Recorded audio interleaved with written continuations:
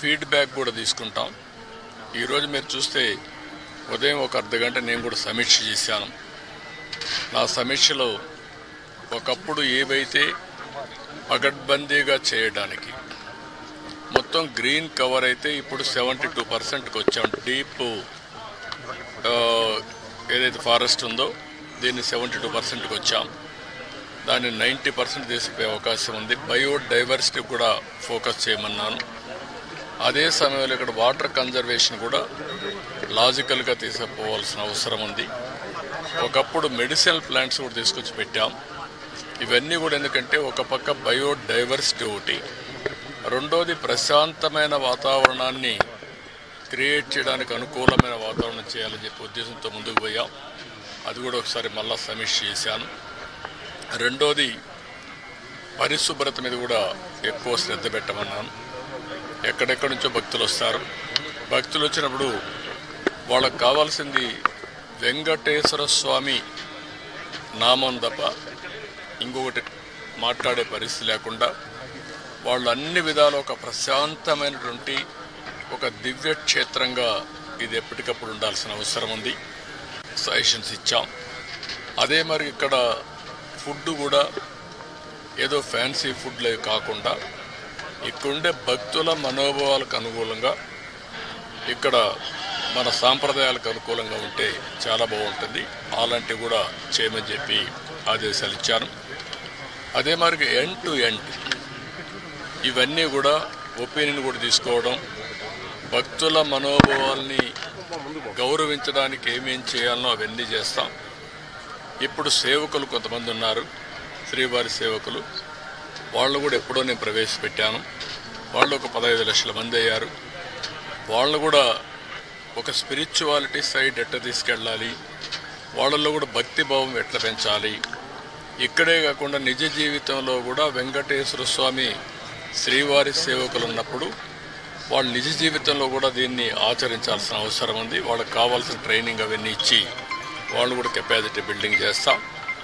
అదే మరి ఎక్కడికక్కడ సమాచారాన్ని కూడా తీసుకొని ఒక విధంగా చెప్పాలంటే మళ్ళీ వెంకటేశ్వర స్వామికి పూర్వ వైభవం వచ్చే విధంగా, అదే కాకుండా ఎప్పటికీ ఇది ఒక దివ్య క్షేత్రంగా పవిత్రమైన క్షేత్రంగా తయారు చేయడానికి ఏమేం చేయాలో అన్ని చర్యలు తీసుకోమని చెప్పి మేనేజ్మెంట్కి గవర్నమెంట్ తరఫున కూడా ఆదేశాలు ఇచ్చాం.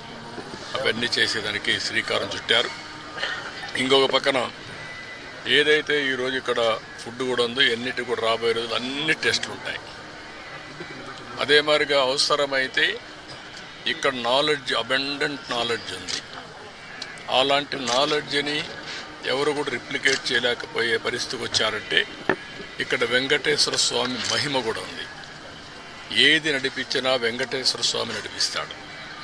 మనం నిమిత్త మాత్రం ఆయన ఒకసారి తలుచుకొని ఆయన పేరుతో మనం ఏ పని చేపట్టినా అది ఆయనే సుజావుగా జరిపించే పరిస్థితి వస్తారు. అది నా ప్రగాఢమైన నమ్మకం, విశ్వాసం. అందుకే నేను నిద్రలేస్తే ఎప్పుడైనా సరే నాకు ఏ కష్టం వచ్చినా ఆయన ఒకసారి తలుచుకొని దానిపైన నిర్ణయం చేసుకుంటాను.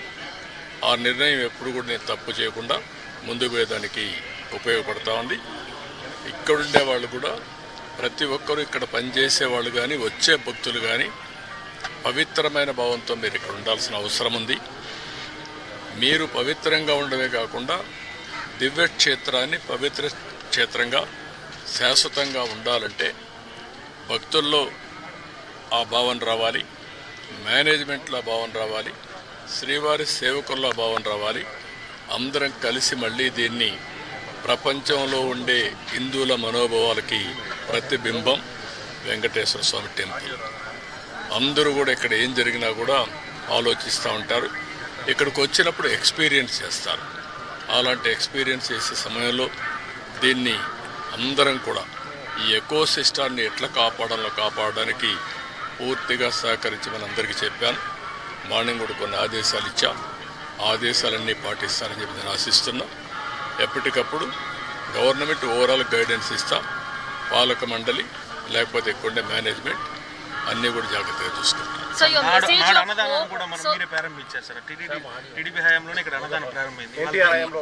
ఎన్టీఆర్ హయాంలో అన్నదానం ప్రారంభమైంది. ఈరోజు ప్రపంచంలోని ఒక సెంటర్లో ఇంత పెద్ద ఎత్తున అన్నదానం చేయడం అనేది ఎక్కడా జరగదు. 3 లక్షల మందికి భోజనం పెట్టగలిగే సెంట్రల్ కిచెన్స్ 3 ఉన్నాయంటే ఎక్కడ ఇది ఉండదు. అలాంటిది ఆ రోజు ప్రారంభించినప్పుడు 2-3 వేలతోనే ప్రారంభించాం. కానీ అది ఆ రోజు ఎన్టీ రామారావు గారికి ఉండే విజన్. తర్వాత ఈరోజు కార్పస్ కూడా పెరిగింది. కార్పస్ దానిపైన వచ్చే వడ్డీ దాంతోనే ఈ 2-3 లక్షల కూడా భోజనం పెట్టే పరిస్థితి వస్తూ ఉంది. ఇంకా చాలామంది ముందుకు వస్తున్నారు. ఒకరోజు పెడుతున్నారు, లేకపోతే వాళ్ళ అకేషన్లు ఎవ్రీ ఇయర్ ఇస్తున్నారు. అనేక విధాలుగా భాగస్వాములు అవుతున్నారు. ఇది ఒక మంచి ఉదాత్తమైన కార్యక్రమం. నేనున్నప్పుడు ప్రాణదానం పెట్టాం. అది కూడా లాజికల్గా తీసుకుపోవాల్సిన అవసరం ఉంది. అన్నదానం, ప్రాణదానం ఈ 2 కూడా లాజికల్గా తీసుకెళ్ళి అన్ని విధాలా దీన్ని స్టిమ్యులేట్ చేస్తాం. So your message for all the festivals that are going to take place, your message of hope for the people? No, we are here to manage things on behalf of the God. I am appealing all devotees. Nobody can do any harm for our God. Ultimately, God is supreme. Management and also government are here to protect the purity and sanctity of Lord Balaji and Venkateswara Swami. That is our commitment, that is our dedication. We will do our best, and also day by day you are seeing the improvements. We will take to the logical conclusion with perfect management of things in the near future. Sir, గతంలోకి ఇప్పటికీ అన్న ప్రసాదం లడ్డు ప్రసాదం తేడా ఉందని భక్తులు ఎట్లాంటి అభిప్రాయం వచ్చాయి? చాలామంది సాటిస్ఫాక్షన్ చాలా హైగా ఉంది.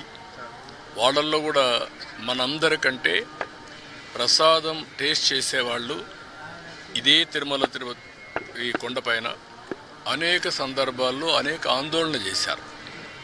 అది మంచి శుభసూచకం కాదు మనందరికీ. కానీ ఆనాటి పరిస్థితుల్లో అది పట్టించుకోలేదు.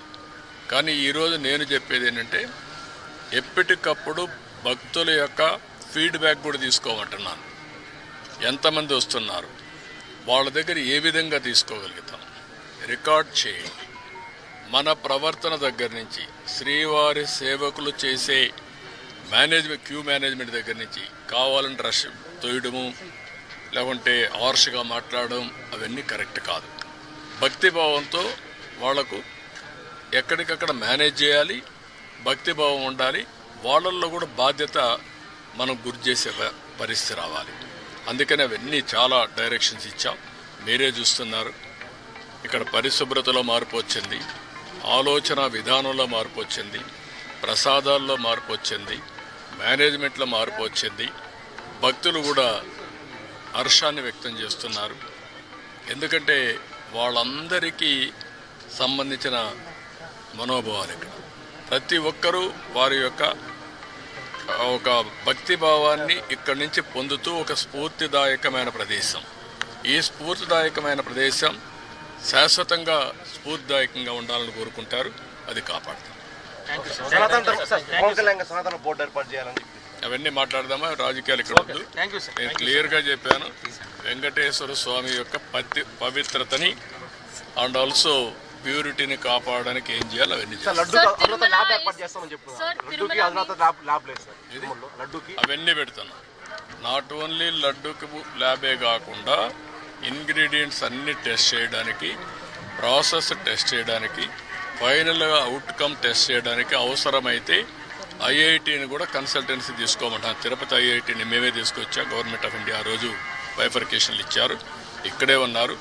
వాళ్ళ యొక్క సజెషన్ తీసుకుంటాం. ప్రాసెస్ ఎట్లుండాలి అవన్నీ కూడా తీసుకుంటాం. మన వాళ్ళ నాలెడ్జ్, వాళ్ళ ప్రొఫెషనల్ మేనేజ్మెంట్ రెండూ తీసుకొని ఇంత పెద్ద ఎత్తున డివోటీస్ వస్తున్నారు కాబట్టి భక్తి భావంతో పనిచేస్తాం. Tirumala is Laddu and Laddu Prasadam is Tirumala. For the devotees, there's faith and confidence to be restored back. All the steps that are being taken this Brahmotsavam, do you think this will entrust their confidence back in them? Yes, 100%. God is a powerful God.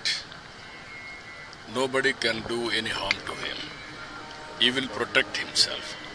And also he will, anybody does any harm, he is there to look after. So I am appealing all devotees